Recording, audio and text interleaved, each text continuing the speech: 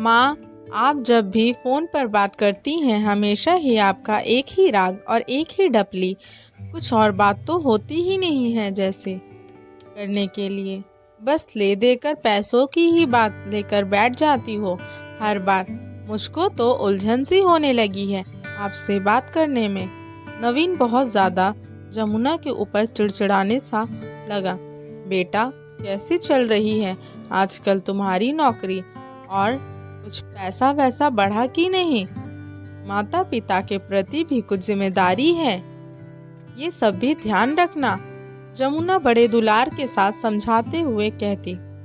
लेकिन नवीन जमुना के ऊपर पैसों की बात सुनकर ही झल्ला पड़ता। तो उसमें गलत क्या कह रही हूँ बेटा? माता पिता के अरमान भी तो बच्चों को पढ़ाने लिखाने के साथ ही जुड़ जाते हैं कि बड़े होकर बच्चे हम लोगों का समय पढ़ने पर सहयोग करेंगे। जमुना ने बड़े प्यार से फिर समझाया, लेकिन नवीन ने कोई भी जवाब दिए बगैर ही फोन पटाख से रख दिया।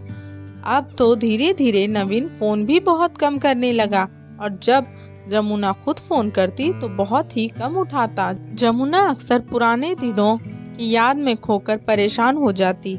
रघुनाथ की गांव में ही एक छोटी सी परचून की दुकान थी और जमुना गांव के ही कुछ 2-4 धनाढ्य लोगों के घरों में खाना बनाने का काम करती थी। लेकिन दोनों ही लोग अपनी हैसियत से बढ़कर भी नवीन का ख्याल रखते। गांव से शहर रोज सुबह 8 किलोमीटर साइकिल चलाकर रघुनाथ उसको स्कूल भेजने आते और शाम को फिर 8 किलोमीटर चलाकर उसको वापस लेकर आते और रघुनाथ उसको छोड़ने और लेने जाते।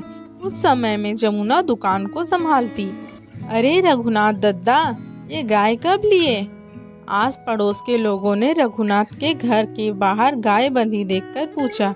अरे भैया, नवीन हमारा पढ़ाई लिखाई में बहुत ज़्यादा मेहनत करता है और इतनी मेहनत करने के लिए घी दूध दही तो चाहिए ही चाहिए, और बाहर का घी दूध तो असली मिलने से रहा, और उसको तो शौक भी बहुत है घी दूध का।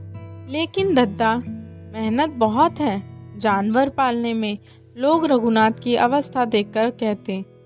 क्योंकि नवीन का जन्म रघुनाथ की शादी के 12 साल बाद हुआ था। अरे भैया, कैसी बात करते हो?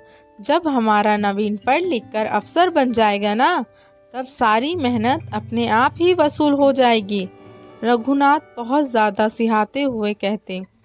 नवीन था भी पढ़ने लिखने में बहुत ज़्यादा होशियार और समय के साथ साथ बहुत बड़ा अफसर भी बन गया शहर में। अरे हमारा बबुआ तो कोई बहुत बड़े शहर में अफसर बन गया है और जल्दी ही वहाँ नौकरी करने जा रहा है। जमुना और रघुनाथ जो मिलता उसको रोक रोक कर बताते, और खुशी हो भी क्यों ना, एक बहुत ही साधारण परिवार और गांव का बेटा शहर में अफसर बन जाए। जब नवीन नौकरी करने गांव के बाहर जाने लगा तो सारे गांव के लोग उससे मिलने के लिए आते। नवीन बबुआ, जमुना भौजी और रघुनाथ दद्दा ने तुम्हारी खातिर बहुत कष्ट झेले हैं, अपना सुख त्याग कर तुम्हारी खुशी के लिए समझो कुर्बान हो गए, उनको भूलियो ना। अरे ये भी कोई कहने की बात है? हम हमेशा अपने माता पिता का बहुत ख्याल रखेंगे। और नवीन शहर चले गया। थोड़े दिनों तक तो सब कुछ बहुत ठीक ठाक रहा। रोज बीसियों पर बुलाकर माता पिता से बात करता, लेकिन धीरे धीरे शहर पहुंचकर कुछ ऐसा रंग चढ़ा नवीन के कि जैसे शायद कभी गांव में वो रहा ही ना। माँ, मेरे बॉस ने मेरे साथ अपनी लड़की की शादी की पेशकश की है, और तेरी मर्जी क्या है? जमुना ने नवीन का मन लेने के लिए पूछा। मैं भी उससे शादी करना चाहता हूँ। तो फिर ठीक है, लगन निकलवा लेते हैं और यहीं गांव में आकर शादी हो जाएगी। जमुना ने फिर बेटे की ही खुशी में खुश रहने में भलाई समझी। माँ, वो लोग गांव आकर तो बिल्कुल भी शादी नहीं करेंगे। अरे बबुआ, गांव के सब लोग तुम्हारी शादी के बारे में पूछते हैं। कोई बात नहीं, आप लोग यहाँ आ जाइए, गांव में सबको बाद में दावत दे जाएगी। ठीक है, जमुना और रघुनाथ दोनों ही मायूसी से बोले और दोनों लोग शहर पहुंच गए, लेकिन वहां जाकर अजीब सा लगा उन दोनों को। किसी को उन दोनों से कोई मतलब ही नहीं था। वो दोनों चुपचाप एक कोने में बैठे सब कुछ देख रहे थे। अपना बेटा ही पराया लग रहा था। कितना अरमान था बहू लाने का। बबुआ की शादी में कोई कसर नहीं बाकी रखूंगी। पूरे गांव को न्योता बांटूंगी। यहाँ तो सिर्फ 20-25 लोग, और वो भी अनजाने। जमुना की आंखों से 2 बूंद आंसू टपक पड़े और बहू कब ब्याह कर घर आ गई पता ही नहीं चला। ना बहू को पैर छूने से मतलब, ना सिर ढकने से। यहाँ तो पूरे गांव की बहुरियाँ अपनी टोला मोहल्ले के सभी बड़े बुजुर्गों के पैर छूती, और मजाल क्या, चेहरे से घूंघट हट जाए।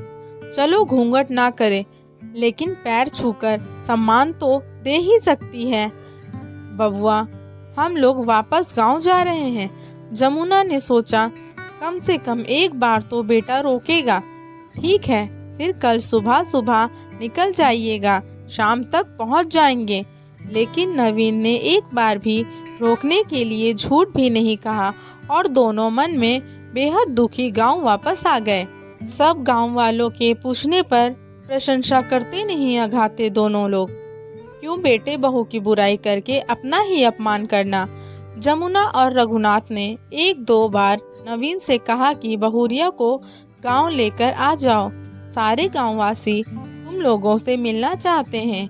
लेकिन नवीन ने 2 टूक जवाब दे दिया कि डॉली ने शादी इसी शर्त पर की थी कि कभी गांव नहीं जाऊंगी। अब तो कुछ भी कहना बेकार था। दिल पर पत्थर रख लिया। दिन बीतते चले गए और अब तो गाए बगाए ही फोन आता बेटे का, और न ही कभी अपने पास बुलाना चाहता। सुनो, मेरा बड़ा मन करता है बबुआ से मिलने का। वो नहीं बुला रहा तो चलो हम ही लोग चलते हैं, और फिर उसका जन्मदिन भी आने वाला है। साथ ही मिलकर जन्मोत्सव मनाएंगे। बबुआ बड़ा खुश हो जाएगा। सोच लो, कहीं कुछ गड़बड़ ना हो जाए। अरे, अपनी औलाद का घर है, गड़बड़ काहे की। ठीक है फिर। और रघुनाथ के हाँ कहते ही जमुना जुट गई नवीन के मनपसंद सामान बनाने में। शुद्ध देशी घी के बेसन के लड्डू, मठरी, बेसन के सेव और गाय के दूध की गाढ़ी गाढ़ी बड़ी। और जैसे ही पहुँचे नवीन के घर, दोनों ने उस समय तो कुछ नहीं कहा, लेकिन उन्हें अच्छा भी बिल्कुल नहीं लगा। बबुआ, तुम्हें देखने को तो आंखें तरस गई। इतना कहकर जमुना नवीन को गले लगाने लगी, लेकिन नवीन कसमसा कर पीछे हट गया, क्योंकि डॉली को नवीन का किसी के भी गले से लिपटना पसंद नहीं था, चाहे फिर वो माँ ही क्यों ना हो। धक से हुआ कलेजे में जमुना के। माँ, बाबूजी, आप लोग, अरे हमें बताते तो हम बुला लाते आपको स्टेशन से। इतने दिनों तक तो बुलाने का ही इंतजार करते रहे। मन ही मन चल गया रघुनाथ के। नवीन उनको ड्राइंग रूम में बिठाकर अंदर चले गया। जरूर तुमने ही फोन करके बुलाया होगा। डॉली की गुस्से भरी आवाज बाहर तक आ रही थी। नहीं डॉली, मैं तुम्हारी मर्जी के बगैर कैसे बुला सकता हूँ उनको। मैं तो इसलिए जल्दी फोन भी नहीं करता हूँ। मुझे तो खुद नहीं पता कि ये लोग कैसे आ गए। मैं तो बिल्कुल भी नहीं मैनेज करने वाली। तुम परेशान ना हो सकता है कि रुपये पैसों की ज़रूरत हो तो वही लेने आए हों। 2-1 दिन में उनको रुपये पैसे देकर वापस भेज दूंगा। ये क्या, पैरों के नीचे से ज़मीन खिसक गई। हमारे बेटा बहू और हम उनके ऊपर बोझ। अपनी कोख से जाया बेटा ऐसी बातें कर रहा है। बड़े मनयोग से चुन चुन कर अपने हाथों से बनाया हुआ सामान जमुना देने आई थी डॉली को, और वो हाथ में पकड़ा सामान जमुना को मुंह चिढ़ा रहा था। उसके हाथों से सामान छूट गया। छनाक की आवाज़ हुई। वो आवाज़ तो सुन ली नवीन ने, लेकिन शायद जो बहुत अंदर तक टूट गया था जमुना के, वो शायद रघुनाथ के कोई ना सुन सका। बाहर से रघुनाथ दौड़कर आए। अरे माँ, आप बाहर ही थी? कोई ज़रूरत थी तो मुझे बुला लेती। नवीन तुरंत पलटते हुए बोला, तुझे बुला लेती तो तुम लोगों की सच्चाई कैसे जान पाती मैं तो तेरे जन्मदिन के लिए अपने हाथों से बने लड्डू, मठरी और सेब तुम्हें देने आई थी और तुम लोगों की बातें सुनकर पैर ठिठक गए। बेटा, मुझे तुम लोगों के रुपये पैसे नहीं चाहिए। ईश्वर ने हम लोगों को अपने जीवन यापन भर का बहुत दिया है और गांव में अभी भी इतना प्यार और सम्मान है कि हम लोग अपनी जिंदगी वहां बहुत आसानी से काट लेंगे। जमुना की आंखों में आंसू और आवाज में बेहद दर्द था और उसकी दर्दनाक आवाज सुनकर रघुनाथ भी आंसुओं को आने से रोक न सके। नहीं माँ, ऐसी बात नहीं है, आप गलत समझी हैं। गलत तो बेटा हम लोग पहले समझते थे, लेकिन अब आंखें खुल गई।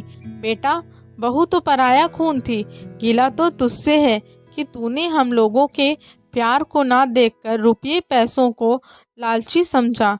आज तूने मेरी कोख की लाज मिटा दी। सुनिए जी, तुरंत वापस चलिए, मुझे यहाँ एक पल भी ना रहना। जमुना मोह की पट्टी तोड़कर रघुनाथ का हाथ पकड़कर वापस चल पड़ी।